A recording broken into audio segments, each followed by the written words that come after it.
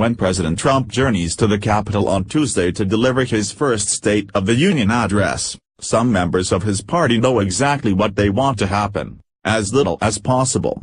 "I hope the speech is uneventful in a good way," said Representative Charlie Dent, RPA, a moderate Republican who has previously criticized the president.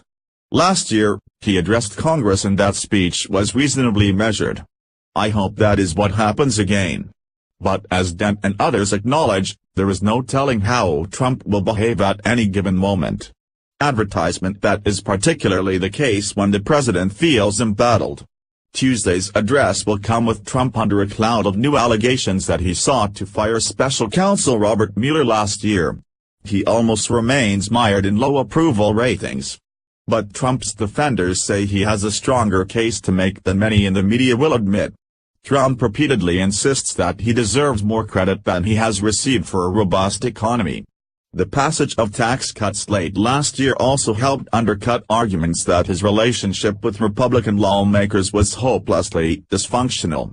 As is always the case with Trump, however, there is always the chance of the unexpected grabbing the headlines, an off-the-cuff remark jabbing at his opponents or one that seems ill-suited to the solemnity of the occasion.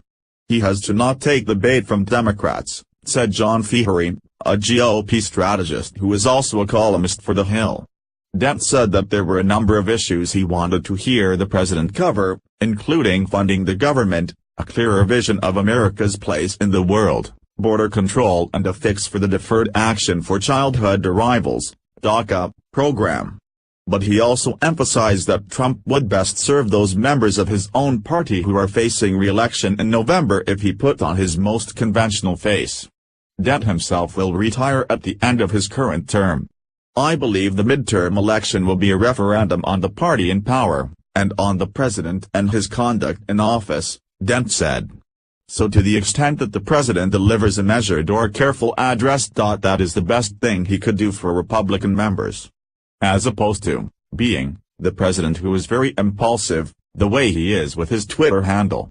Republicans who are hoping to see Trump offer an orthodox speech are taking heart from his address to the World Economic Forum in Davos, Switzerland, on Friday. There, Trump softened one of his signature slogans, arguing America first is not America alone, echoing a line that is often deployed by the more moderate members of his administration, such as Chief Economic Advisor Gary Cohn. More generally, Trump emphasized that the United States was open for business. "We are competitive once again." But his restrained performance at Davos was overshadowed by a bombshell New York Times report, soon confirmed by other outlets, that Trump had wanted to fire Mueller in June, only being persuaded not to do so by a threat of resignation from the White House counsel, Donald Mcgahn. The report puts a fresh spotlight on allegations that Trump himself could have obstructed justice in the Russia probe. The president, asked about a Times story while in Davos, insisted that it was fake news. Virtually no one, either among the president's supporters or critics, expects him to make any reference to the Russia investigation during his State of the Union address. Some Republicans argue that the complexities of the Russia probe mean less to voters than the combination of the strong economy and the recent tax cuts. "People don't care about it beyond Washington," insisted Feehery, referring to the collusion investigation. "They care about their own economic lives." While that may be true of some voters, the economy has not lifted Trump's poll numbers to any appreciable degree. Despite the relative strength of the economy, Trump's job performance was approved by only 40% of voters, according to the Real Clear Politics polling average as of Friday evening. Trump's performance got a negative rating from 55.6%. Democrats argue that the nation is so polarized, in large part because of Trump himself, that there may not be many persuadable voters for him to win over, even with the more modulated performance on Tuesday. Trump has failed to build his border wall, but he has built a great big wall between himself and the persuadable voters who live in this country, said Democratic strategist Tad Devine.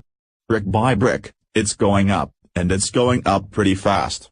Republicans disagree, especially when it comes to the economy. He has a real chance to break through the news coverage to talk about how great the economy is, and how his administration has put policies in place that benefit the bottom line of Americans, said Republican strategist Ron Bongian, who worked closely with the administration in confirming Neil Gorsuch to the Supreme Court last year. Other Republicans close to the White House talk about the speech in terms of the potential to show a highlight reel of achievements they believe are underplayed by the media. Some suggest he could also ratchet up the pressure on Democrats on the immigration issue, while also reaching out to more centrist members of the opposition party who could be open to a deal. The president now has to put together a coalition that gets him to 60 votes on the immigration issue, said one political operative with close ties to the White House. But, as always with Trump, anything could happen. That, in itself, will be enough to keep both parties, and the broader political world, on tenterhooks come Tuesday. The Memo is a reported column by Neil Stanage, primarily focused on Donald Trump's presidency.